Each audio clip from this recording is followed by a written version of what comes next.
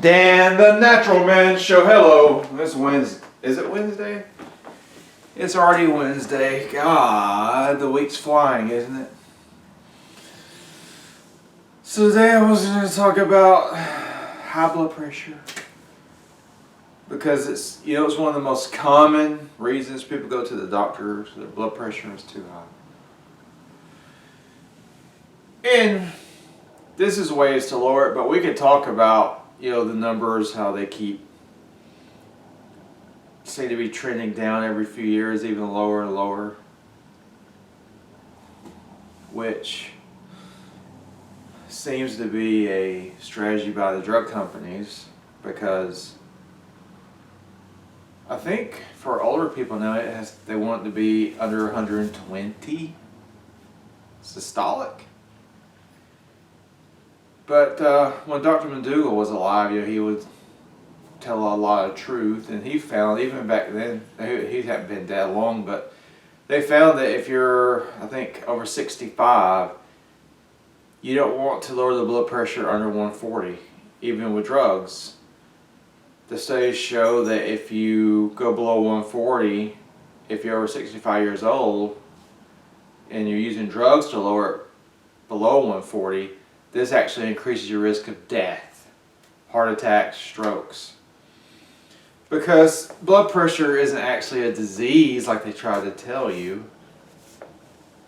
When your blood pressure is going up, it's actually a symptom. It's a symptom of something. It could be you may have some narrowing in the arteries somewhere, you may be too heavy, you may be dehydrated, you may be too stressed, too much salt, not enough exercise, and rarely you could have a tumor on your kidney or your adrenal gland, but that's rare. So I like to talk about things like that because I know that stressing out and stressing about things that you have no control over, it's not good for you, because when you stress out all the time, your cortisol goes up. This also increases your blood pressure and your blood sugar. So let's go and talk about ways we can lower our blood pressure that will work for most people. And then at the end we'll talk about the last, worst case scenario, last resort thing you could do. So number one, if you're carrying around too much body fat, you have to make a commitment to get rid of it. If you lose just, I think it's 5 pounds, you can lower your blood pressure up to 5 points or so. I think for every 2 pounds of body weight you lose, on average, your blood pressure will go down 1 point. So think about it. If you're 50 pounds overweight, was that about a 25-point drop? I'm going to tell you this. Consistent exercise, especially cardiovascular exercise and weight loss, is like one of the best things you can do to lower your blood pressure. And yes, strength training is very, very important. You need to do both, but being on a consistent cardiovascular exercise routine will do wonders for your cardiovascular system. What I mean by consistent, doing cardio 30 minutes to 1 hour at least 5 days a week. And this could be walking, but if you're going to pick walking, you need to work on, when you get more fit, walk faster. Start to walk faster, start to add in hills.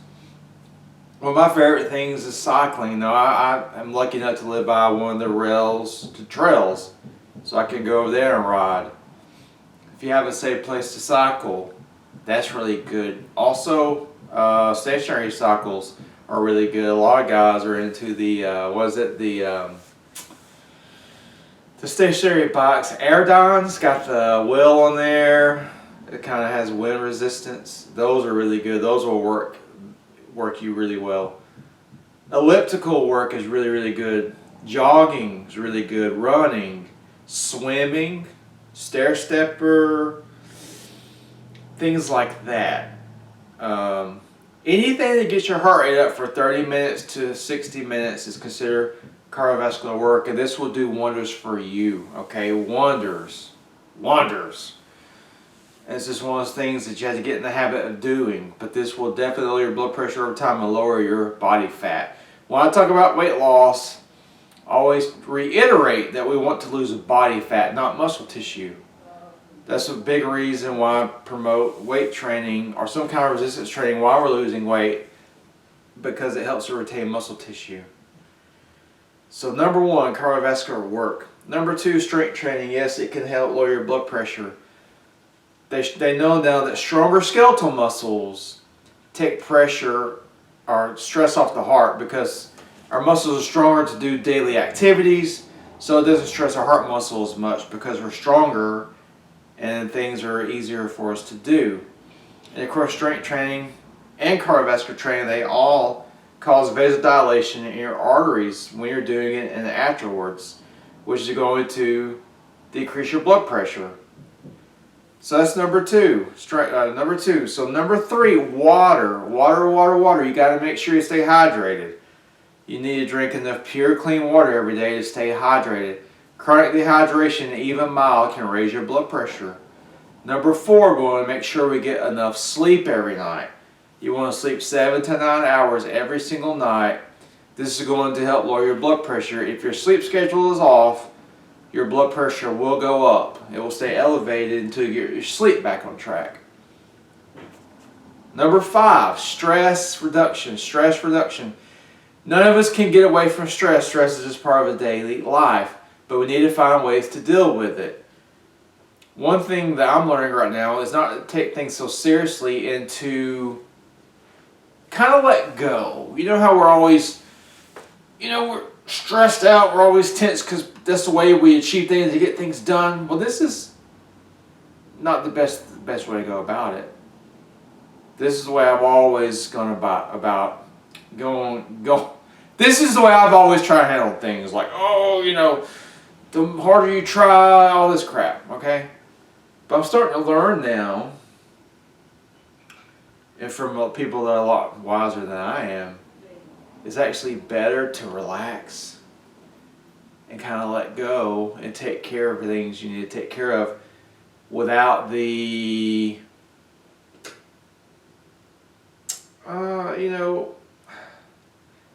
without attaching anything to them. What do I mean by that? Well, I work really hard because I want to always get more health coaching clients. But I used to sit there and just worry about it and work. And when I was working, I was like, is this going to work? Am I going to get enough clients? Blah, blah, blah. Or you may be trying to lose weight. And in your mind, you're thinking, I can't do this. No matter how hard I work, I can't do this. Or you may be trying to stay in a relationship that's not going so well. So you're trying to force things. You're trying to force things through sheer will and determination, forcing. But this almost always backfires. I'm trying a new way to go about things. And I think that will help a lot of people. When I say let go and relax, I'm not saying to stop working. I'm saying keep doing the work you need to do every day to get where you want to go, but don't put any attachments on it. Just know your mind that's going to work out for your greater good. And just be at peace with that instead of forcing and worrying about, is this going to work? Am I going to do this? Am I going to do that? This just keeps you in a constant fight or flight response, which raises cortisol, which raises the blood pressure, raises the cholesterol. We could go on and on. So you have to learn to deal with stress, let go, and just have the confidence. And this takes practice, it takes practice. But anyway, that's number 5 or 6. Where are we on number 6 now? You want to watch your salt intake. Not everyone is sensitive to salt, but salt is not good for us in too great amounts, okay? So 1,500 a day, 1,500 to 2,000 milligrams a day should be enough for all of us. If you are salt sensitive, you want to keep it toward a lower scale, about 1,500 a day. That will help your blood pressure. Of course, the diet, high fiber, low fat, plant-based diet works wonders because it's full of potassium, which helps lower the blood pressure. It's full of magnesium, which helps lower the blood pressure. It's full of fiber, which helps lower the blood pressure. All these wonderful things. Lower fat helps thin the blood, what helps lower the blood pressure. Okay. Now we talked about exercise. There's also, I've talked about this before, isometric exercise with hand grippers has been shown to lower the blood pressure up to 10 points if you do it on a regular basis. I think it's every other day. Look that up. Herbs. Cayenne pepper and hawthorn berry and garlic. Those are the trinity for blood pressure and cholesterol control, okay? Now the cayenne pepper, you can do tincture or powder. The powder we were taught, you want to get a hot powder, at least 50,000 heat units. When you start using if you're going to use the cayenne powder, you start with a 1/4 teaspoon, okay, because it's hot, you want to work your way up. You do a 1/4 teaspoon for 3 days. Then every 3 days you add another 1/4 teaspoon. Your goal is to work up to 3 teaspoons of cayenne pepper a day, okay? Hawthorn berry, you can either make your own hawthorn berry tincture at home, but one of the absolute best herbal hawthorn berries on the market is Dr. Crisper's hawthorn berry syrup. It's hawthorn berry syrup. That stuff is like magic. Garlic, you can go to the grocery store and get your raw garlic, have at least 3 cloves a day, okay? And we can throw in a fourth if you need it. Amla or any gooseberry helps a lot of people lower their blood pressure, okay? And white coat syndrome is a real thing. A lot of people have it. Doctor's offices are very stressful. So I highly recommend you get your own blood pressure monitor and use that at home. And I say before, at the beginning of the video, last resort, none of this stuff works in like I say. You do this stuff for at least 3 to 6 months. If you do all these things and your blood pressure is not going down, which I would find probably unusual, it probably will, but if you have resistant hypertension, so they call it, okay, you can either try the rice diet or do the water fast. So the rice diet, Dr. Kempner used to utilize that. I think it's back in the 1950s. It was curing malignant hypertension, kidney disease. People's and large hearts were going down. The rice diet is white. It was white rice, table sugar, and fruit juice. You could probably find a guide online to do it, but that's all it was. And the fat was very low because there was no added fats. But that was helping many people get the blood pressure down. I'm talking, when I say down, they had people that were 220 systolic and it would normalize after a time on this diet. It's also a very cheap plant-based diet. You know, think about it. If you live in, well, fruit's not real cheap, but white rice is, and table sugar, which I don't think you have to go to those if you stick to a healthy plant-based diet like I teach. You know, you have your vegetables, your fruits, your whole grains, and things like that. But if you've been trying this for a few months and it's not going down, you could try the rice diet. Look it up. McDougall had a good article about how to do it. It's on his website. The Rice Diet by Dr. Kempner. I think it's Walter Kempner. If that's not something you want to try, then there's the 10-day water fast that they do at the, True North Health Center, okay? Now the warning on that is most doctors will tell you if you're going to do a 10-day water fast, you want to do it under medical supervision, which I highly recommend as well, because you don't know what you have going on. The reason they do this is because some people, and I think it's pretty rare, but some people, when they do a water fast, their potassium can get too low. And this could cause heart arrhythmias and possible you could die. And I don't want to scare anyone. I think it's a pretty rare occurrence.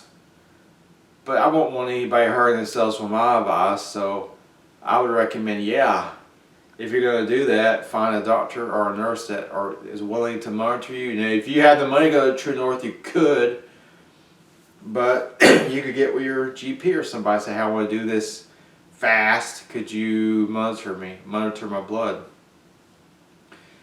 But the reason I talk about this 10-day water fast is because they get really, really good results. The results are as good as the rice diet. In 10 days, they've seen people go from 200 systolic down to 120. But there's also one, to keep the blood pressure down after the water fast, you have to go plant-based. Because that's just the healthiest diet for the human body.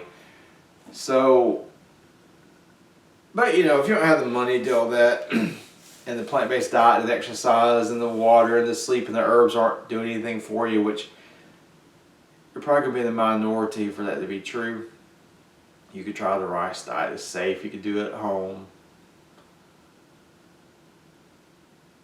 But if it's something very serious, you could try the water fast. But fortunately, most of us aren't in serious trouble. You know, the majority of people, their blood pressure up is usually doesn't go above 160 or so. And Dr. Madu considered it to be a mild problem, so he would just put them on the diet and it would come down, okay?